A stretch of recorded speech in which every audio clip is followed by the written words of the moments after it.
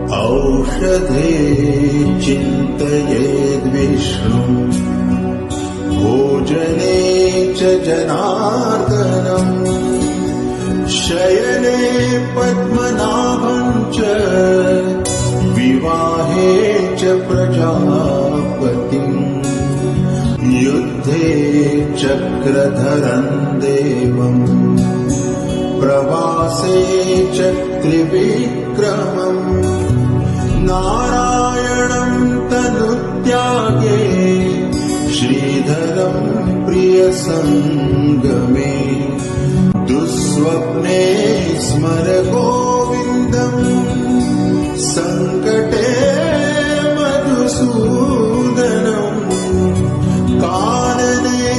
नारसिंहम् च पावके जलशायिनम् जलमध्ये वराहम् च पर्वते रघुनन्दनम् गमने वामनम् चैव सर्वकार्येषु माधवम्।